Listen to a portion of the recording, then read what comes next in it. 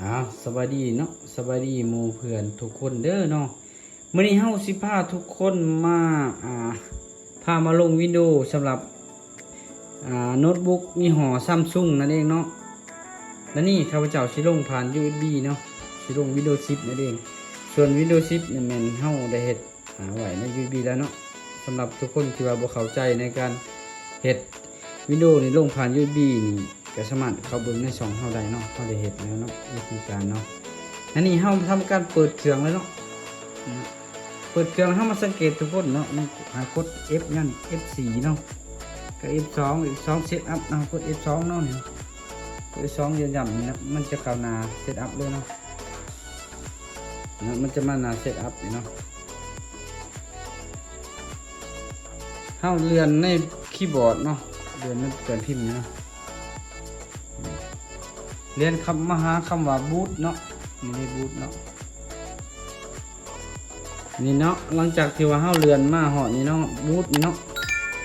เฮากด enter ในคีย์บอร์ดเนาะหลังจากนั้นเฮาก็เลือกเนาะเลือกUSB HD Kingston นี่เนาะเลือกซื้อนี่ชุนว่าคำมันอยู่ลุมเนาะนี่มันอยู่ลุมแบบนี้เนาะมันอยู่ลุมเฮาอยากให้มันขึ้นเทิงเนาะตัวอย่างครับเจ้าเสียลงจะตัวเบิ่งนี่เนาะF6 กับ F5 เนาะนี่เนาะ F5 ในคีย์บอร์ดนี่มันจะเลื่อนลงนี่เนาะนี่เนาะทุกคนได้บ่ Kingston เลื่อนลง F6 กด F6 นี่ F6 นี่เลื่อนขึ้นนี่เนาะนี่นะ F5 เลื่อนลง F6 เนาะเฮาเลื่อนให้มันเป็นที่1เนาะหลังจากนั้นครับกด F10 เนาะนี่มันบอกว่านี่เนาะ F10 Save and Exit เนาะกด F10 เนาะ F10 ในคีย์บอร์ดนี่สิปึ๊บแล้วกด Enter เนาะมาทางหลังจากนั้นมันจะเข้ามาหน้าวินโดว์เลยนะมันจะบูตเจอหน้าวินโดว์เลยนี่นะมันจะบูตเจอหน้าวินโดว์เลยบูตเจอวินโดว์ใน USB นั่นเองเนาะนี่ครับมีแต่รอถ่านะมันนี้นี่นะมันจะได้ขึ้นมาหน้าโลโก้เนาะ Windows 10อย่างนี้ตัวนี้ข้าพเจ้าได้ลง Windows 10ข้าพเจ้าเลือกเป็น32 บิตเพราะว่าสเปคคอมมันบ่ค่อยแห้งปานใดเนาะแรมก็บ่สูงเนาะแรมต่ำเนาะเครื่องนี้เฮาก็เลยว่าเลือกลง32บิตธรรมดาแม่นเฮาต้องลง64บิตนั่นเองเนาะ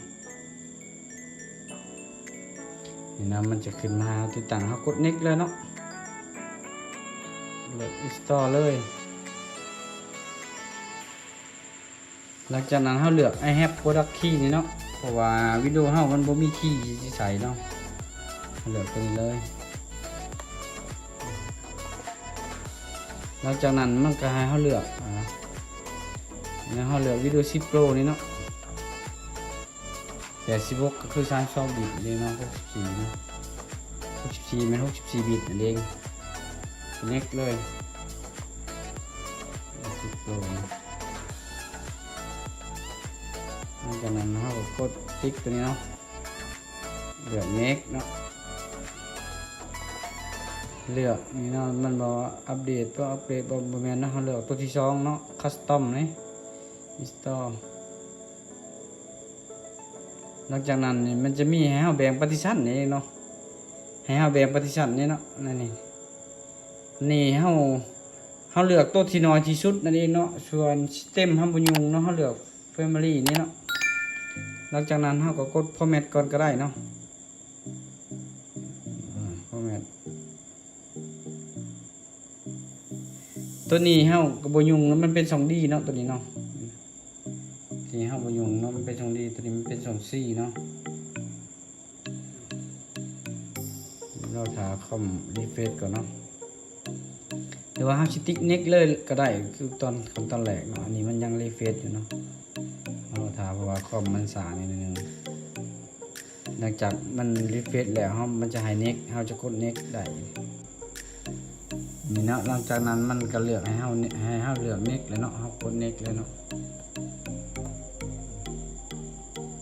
หลังจากนั้นไม่ได้เฮาลงรอเปอร์เซ็นต์มันขึ้นเนาะเฮาลอยแล้วมันก็ติ๊กถึกเหมือนสำเร็จในการลงเนาะสำหรับการลงวิดีโอของคอมยี่ห้อ Samsung นี่มันก็คือเฮาลงวิดีโอในคอมยี่ห้ออื่นพวก Acer หรือว่า HP ยังอื่นแต่ว่าก็ต่างแต่ว่าการเข้าไปอ่อนอันนี้เนาะ เพราะ ว่าเฮาเฮ็ดเฉพาะเจาะจงของ Samsung ก็คือให้ทุกคนรู้ว่ามันกด F หยังการเข้าไว้เซตอัพก่อนเฮาจะมาติดตั้ง Windows ได้นั่นเองเนาะนี่เฮามาเบิ่งเนาะหลังจากที่ว่ามันตัวนี้ฮอด100แล้วก็มันติ๊กสีเขียวมาเลยเนาะติ๊กเลยเนาะเพราะว่าคันว่าเฮาสิรอท่าให้ทุกคนเบิ่งมันขั้นตอนที่ว่ามันอันนี้เนาะตัวนี้ฮอด100มันก็สิดนวิดีโอเฮาอาจจะยาวอย่าเฮาสิข้ามขั้นตอนเลย